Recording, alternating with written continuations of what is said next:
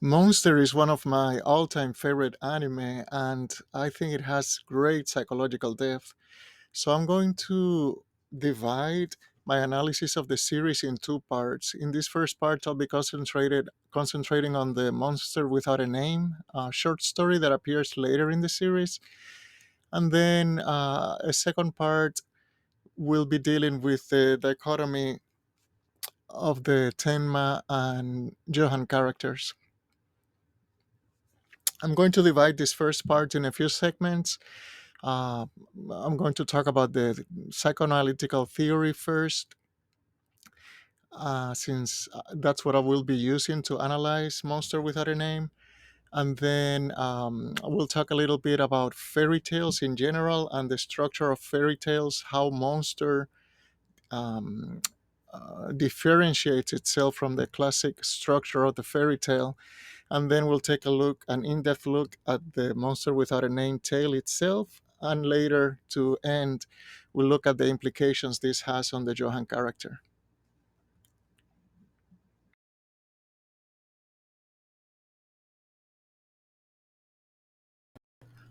Monster starts with Dr. Tenma, a brilliant neurosurgeon who saves the life of a very young Johan. Now, later on, an adult Johan is reintroduced to Tenma's life, and when Tenma learns of all the evil things that Johan is doing, he feels guilty about having saved him. And he feels like the only way he can atone for this is to kill Johan.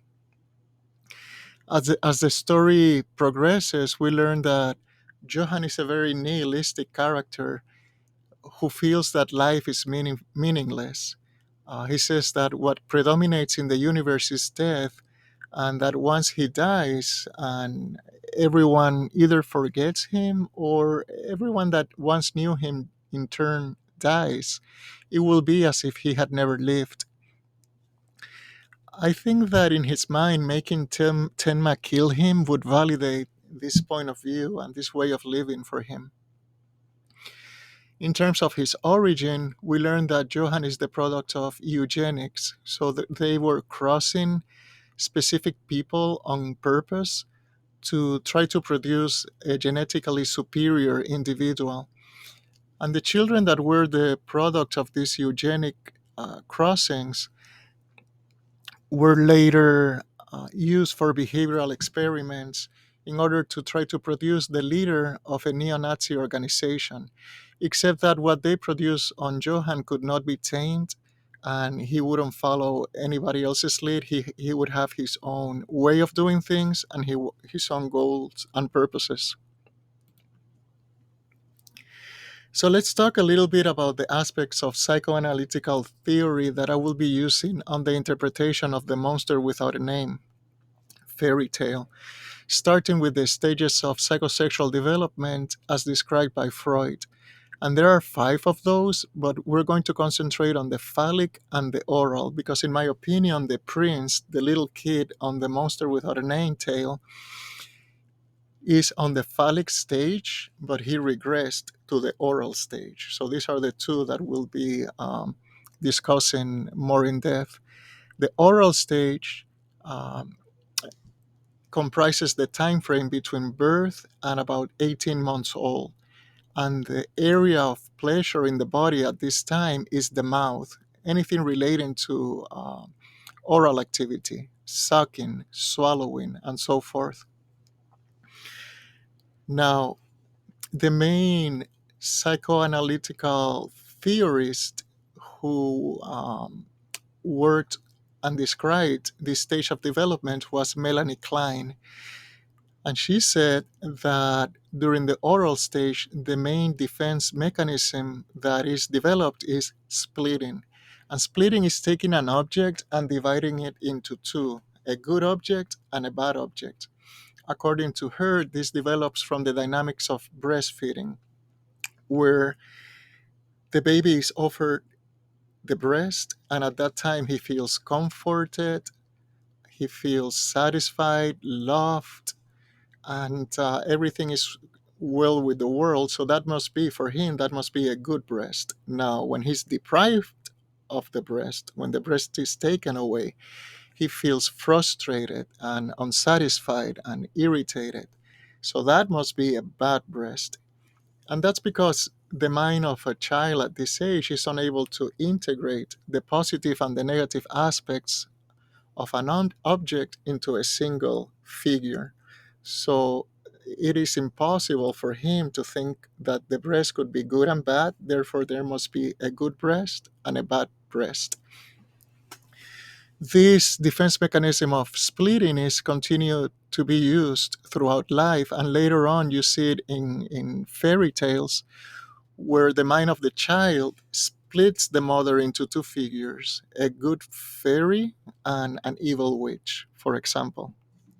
Now, the goal in development is that as time goes by, the child looks for his satisfaction and happiness less and less from the outside and more as coming from the result of his own inner resources and his own effort. Uh, then we have the anal stage, which goes from 18 months old to 3 years old, and then the phallic stage from 3 years old to 6 years old. During the phallic stage, now the main area of pleasure in the body is for the boy is the penis.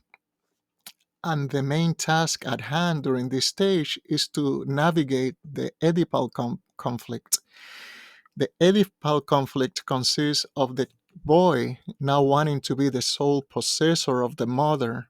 He wants her all for himself and he doesn't want to share. So he begins to fantasize of getting rid of the father.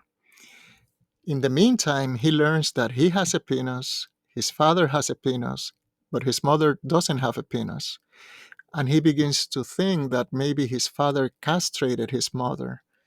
Now, if his father has the power to do that, maybe he has the power to castrate him too. So he begins to fear that the father will punish him for these fantasies of possessing the mother and getting rid of the father by castrating him. The healthy result of these dynamics is that the child represses the desire to possess the mother because of fear of punishment, and this leads to the development of the superego that allows him to move on in his psychological development so that he can later on be a functional member of society. That leads us to the second component of psychoanalytical theory we will be using, and that's the topographical model of the mind. According to Freud, there are three structures in that model: the id, which are the animal instincts as guided by the pleasure principle. Basically, what the id says is, I want what I want it now, and I don't care about the consequences. The id is fully unconscious. Then we have the superego, which is developed during the phallic stage. The superego is partly unconscious and partly preconscious and partly conscious. And the superego are the morals, the accepted behavior. And it tells the person, listen, sometimes you're going to be unable to get what you want, and you're going to have to repress those desires because they're socially unacceptable. And these are the rules you need to follow. Finally, we have the ego, which is partly preconscious and partly conscious. And the role of the ego is to navigate the conflict between the superego and the id. So the ego gets some satisfaction. It doesn't necessarily get everything it wants, but it gets some satisfaction, but always following the rules of society. Now, these three components are engaged on a particular dynamic where the unwanted, non acceptable contents of the mind are sent from the conscious to the unconscious. Once there, these repressed contents want to go back to consciousness. And there is a transaction between the unconscious mind and the conscious mind, where the conscious mind says, okay, I'm going to allow these repressed contents of the mind to come back to consciousness, but only in symbolic fashion. Could be a dream, could be an artistic expression, it could be a vision, or it could be pathological behavior, things like uh, tics and obsessions, compulsions, but also depression and anxiety. So there's this battle of the conscious mind repressing unwanted material, unacceptable mental contents, and sending them to the unconscious. But then that creates a tension that leads the unconscious to want to send these contents back to the conscious mind, and they enter in this transaction where these contents can come back to consciousness, but only in symbolic form. And finally, the last concept of psychoanalytical theory I will be using is that of the anima. This is not a Freudian concept, it's a Jungian concept after Carl Jung. And the anima is the feminine component of the masculine mind.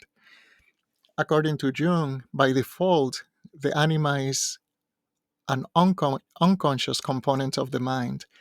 And one of the main tasks later in life, particularly in middle age, is to reintegrate the anima into the conscious mind so you have a more complete and mature personality, because the anima mediates psychological insight, so insight over your own actions, emotions, and behavior.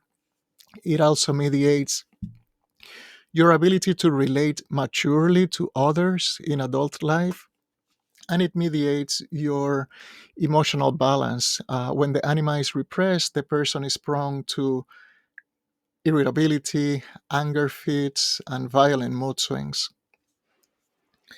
So, with this in place, let's now take a look at the structure of traditional fairy tales.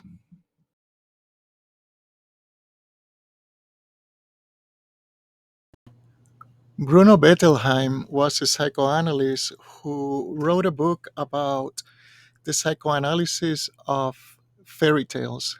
The book is called The Uses of Enchantment. He was trying to explain why fairy tales are so timeless and so loved by children. And what his thesis was that the reason for this is that traditional fairy tales promote the healthy psychological development of the child. The way they do that is by giving voice to the conflicts that the child faces during his psychological development and showing him a way of overcoming these conflicts.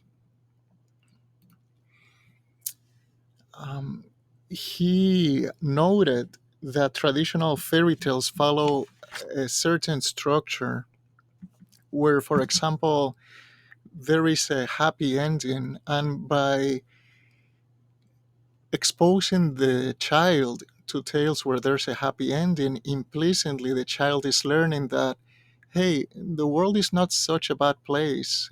Chances are, in the end, as I grow up, everything is going to be okay. Something else we see in fairy tales is that regardless of how many transformations the hero may suffer, whether he's turned into a statue or a beast or an animal, in the end he goes back to being his own inner self. And that's important because during this stage of development, the child is going through a lot of changes where he may feel like he's losing control of his own self, but the fairy tale is showing him that in the end he's going to go back. In the end he's going to grow into his own self. Also, in fairy tales, the monster is externalized in the form of a wolf or a witch, and this is important because the monster is a symbol of the child's inner darkness, his violent tendencies, his unacceptable behavior. So he's externalizing these instincts, these emotions into the figure of the monster, the witch, the wolf, or the beast. And that way, by creating that separation, he sees how to better deal with these emotions. If the child can, if the hero of the story can, in the end, throw the witch in the oven and burn him and burn her, then he learns that, hey, I don't have to fear these feelings. I can take care of them. And Bettelheim also observed the importance that reading these fairy tales out loud by an adult figure, usually the parents, has on the development of the child, because we have to remember in Monster, the children were taken to reading sessions where this short story, like Monster Without a Name, were read out loud. And that's meaningful because by seeing an adult, an authority figure, telling the story, the child is implicitly learning that the adult is endorsing the actions of the protagonist. And also, the adult can tailor the way he or she reads the story depending on the reactions of the child. Now, let's take a look at one particular fairy tale and how it follows this structure. In the case of Hansel and Gretel, they are abandoned by their stepmother in the forest. And we see how they split the stepmother, and now they find a witch. Actually, before that, they find a candy house and they eat it. They give in to their own instinctual voraciousness and eat the candy house. Then we see the figure of the witch that comes to punish them for their actions, which is probably the reappearance of the stepmother figure in split form. They face the dangerous consequences of their actions, of having given in to their instinctual voraciousness, but they take control of their situation. They use reason to escape, and the child learns that, hey, even if I mess up, even if I temporarily give in to non acceptable behaviors, it's not the end of the world. In the end, I can turn it around, I can use reason, I can grow up, and I can get out of that situation and move forward.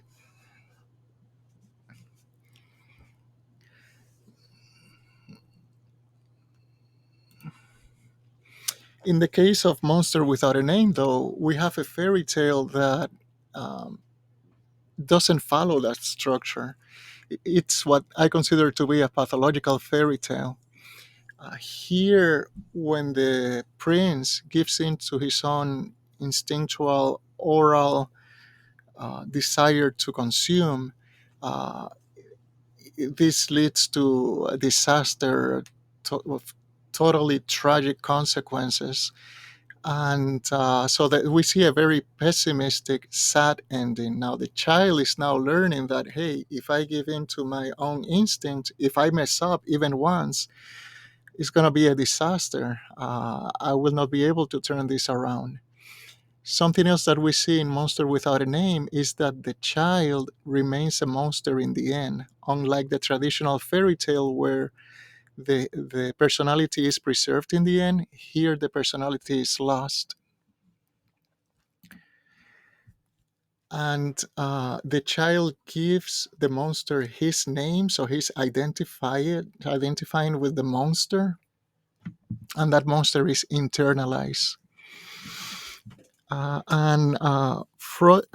Bettelheim, I'm sorry, had a very interesting quote regarding this type of fairy tale that doesn't have a happy ending. He says, a fairy tale that stimulates negative emotions, such that thoughts of vengeance will strengthen those feelings. And all the child will be able to do is to repress those ideas. The result of this repression is oftentimes that a few years later, the teen or the adult will carry out in the real world these infantile desires or wishes for vengeance. End of quote.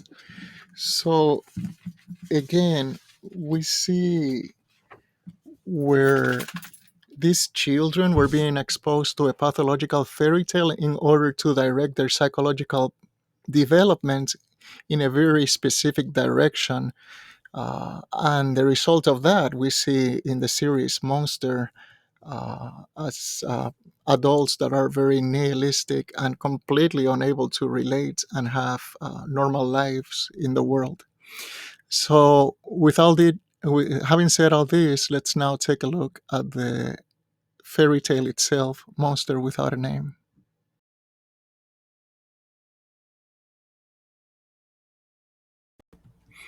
Let's take a look at the very beginning of the Monster Without a Name fairy tale. It goes, once upon a time, in a land far away, there lived a nameless monster.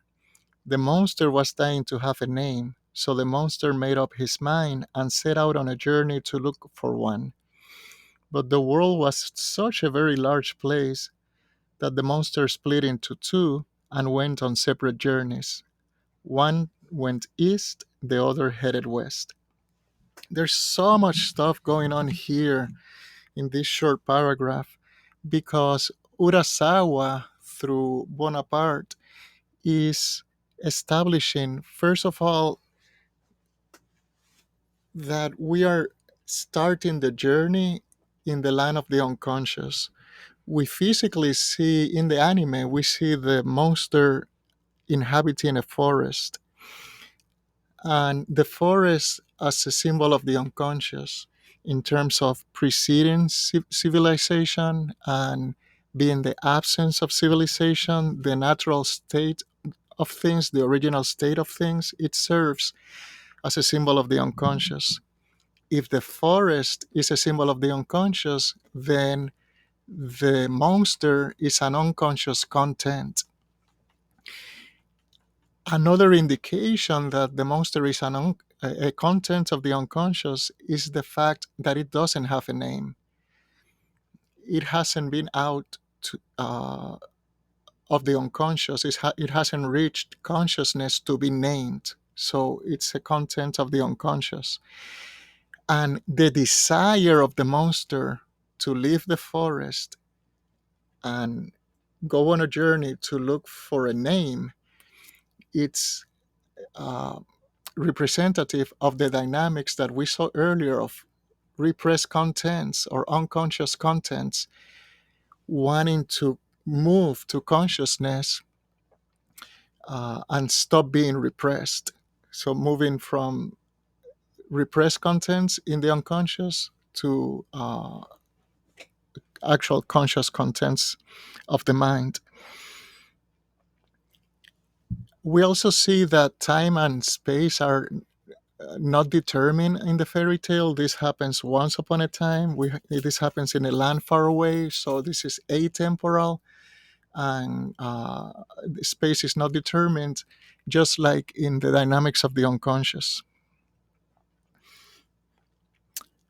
Something else we see is that the monster is splitting in two, and when the monster splits, the two monsters that result from the split are the same size as the original monster. Each is not half the size as the original.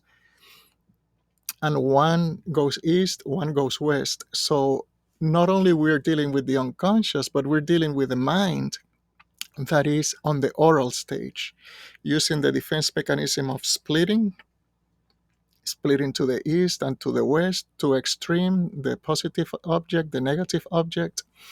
So in this short paragraph, Urasawa is establishing A, we're starting the journey in the land of the unconscious. B, the monster is a repressed content of the unconscious. C, the monster wants to go to consciousness to be named. And D, this whole system is in the oral stage.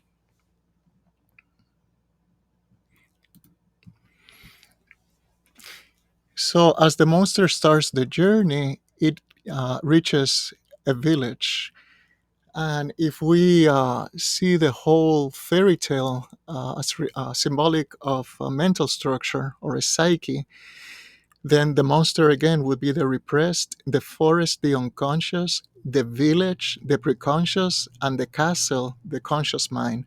So remember, the monster, the repressed, wants to move from the unconscious to the conscious. The goal is to reach the castle. But before he reaches the castle, he has to deal with the preconscious, the village. He has to disarm this mental structure, this psyche of the defense mechanisms that protect the conscious mind from the repressed contents of the unconscious. That's why it reaches the village, and there we see a series of events that are repeated three times. Where first the monster finds a blacksmith called Otto. The monster says, "Hey, um, if you give me your name, I will go inside you and I will make you strong." And Otto, the blacksmith, agrees. The monster goes inside, it grows too large, and it eats Otto from the inside out. And it's important that we realize the occupations of the people that the monster finds in the village are not coincidence. They are representation of the defenses that protect the mind from the unconscious contents. Um, the blacksmith, for example, uses crude ingredients to create tools. So, in a way, we can see this as a symbol of, of sublimation, or using the instincts, the raw ingredients, the raw elements to build civilization, to create the tools.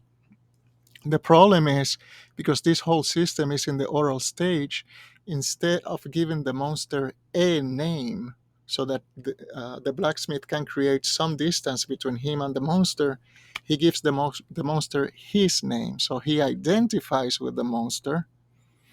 And by doing that, his ego is dissolved, and he gives in to the id and loses his identity.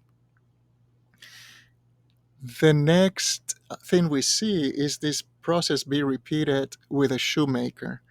And in psychoanalysis, the figure of the shoemaker or the shoe itself is often considered representative of the sexual instinct, with the shoe being a small receptacle in which a part of the human body is introduced until you find the right adjustment, and therefore you can consider the shoe as a symbol of the vagina. So the shoemaker is symbolic of the sublimation of the sexual drive. And finally, the monster meets Thomas, the hunter, and again, this is another line of defense, another defense mechanism that the village uh, offers the castle, so the monster doesn't reach the castle. Because in fairy tales, the hunter kills the beasts, the animals that are a representation of animalistic or asocial tendencies. So, with the hunter out of the way, with the shoemaker out of the way, with the blacksmith out of the way, and what they represent, the monster can now reach the the castle and have access to the prince, which in this system is symbolic of the ego. Before we take a look at the end of the fairy tale, let me take brief detour here to talk about this book by Marie-Louise von Franz. She was a Jungian psychoanalyst, and she said in this book a couple of things that are important to understand the character arc of the prince in the fairy tale. The first one is she observed that, quote, whenever you look, you will see that there is a typical rhythm in fairy tales.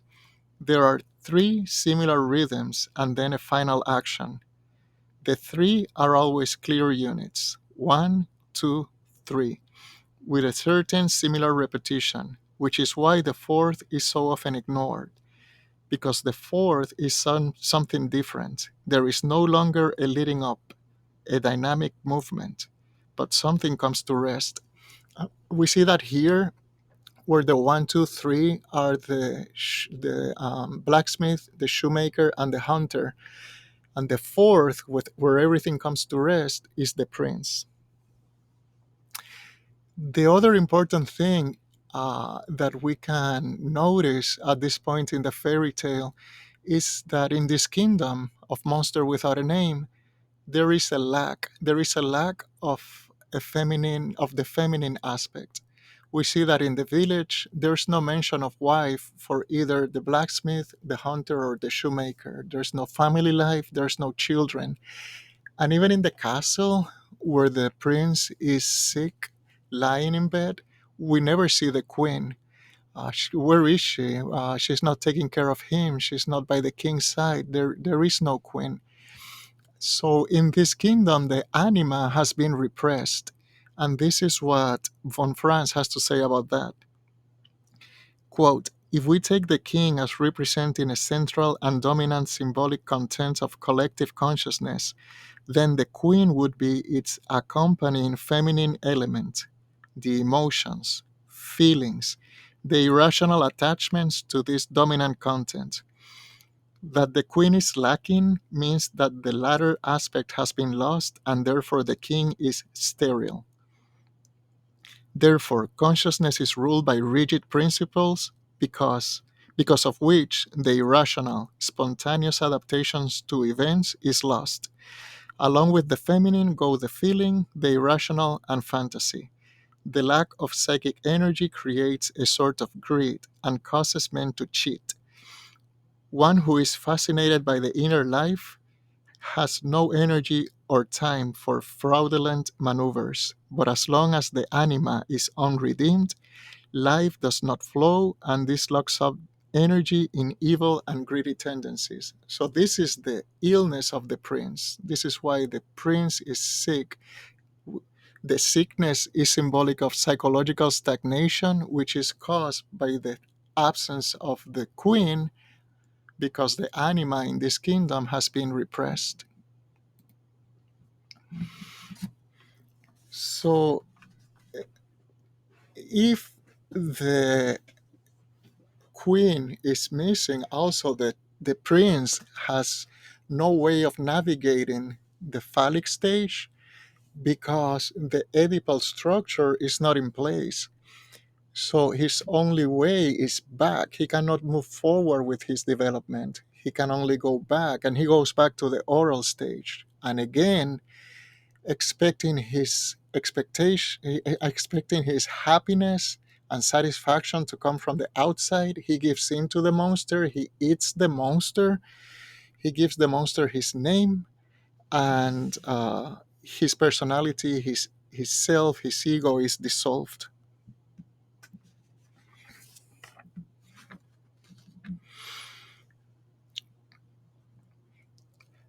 And we see that the result of that is the child eating everyone in the castle and ending the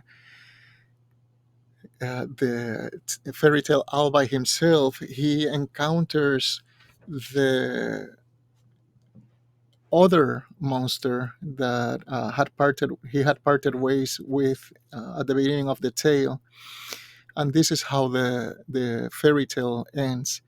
And then one day, the boy came upon the monster who had gone west. Quote, I have a name, and it is such a wonderful one at that, unquote. But the monster replied, Who needs a name? I am perfectly happy without one. After all, that is what we are, nameless monsters. The boy ate up the monster who went west. At last he had found a name, but there was no longer anyone around to call him by it. Such a shame because Johan was such a wonderful name. So the once the repressed reaches consciousness and is named, it refuses to go back to unconsciousness. So when the other monster tells him, "Hey, we don't need names. We're fine like that," he rejects that and eats the other monster, and now it's truly alone. So again, summarizing, what was it that was repressed in this kingdom? It was the feminine element, the anima. Without the anima, the boy, the prince, is fixated on the phallic stage. He cannot move forward. He cannot navigate the Oedipal complex, so he regresses to the oral stage. He gives the monster his name, and his ego is dissolved. He loses himself. So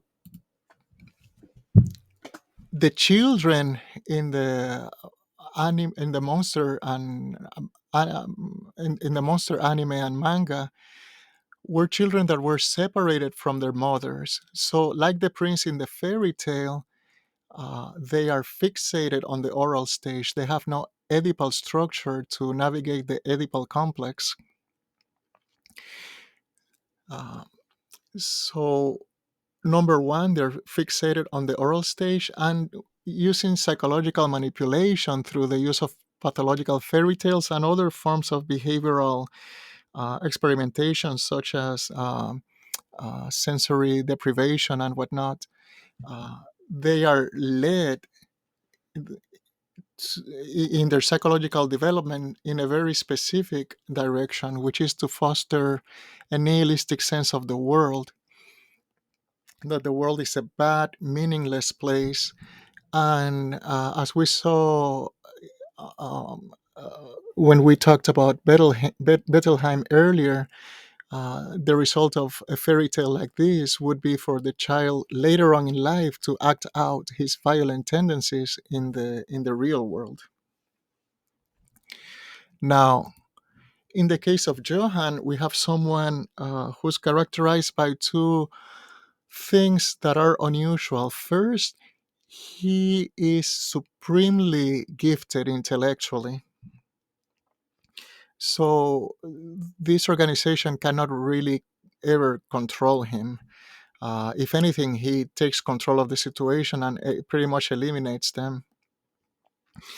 And secondly, he has a female twin, Nina, and even though Johann was separated from his mother very early in life by having a female twin, he still has in his surroundings someone who can function as a representation of his anima. And that gives him the opportunity to redeem himself, to reclaim control of his psychological development and integrate the ability to relate to others and find meanings and control his mood without giving in to despair and the darkness within. That's why when they were children, he told her, "Everything that you see belongs to you," because for him, Nina was everything.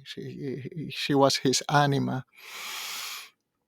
And only by integrating this emotional component into his conscious mind could Johann have found redemption.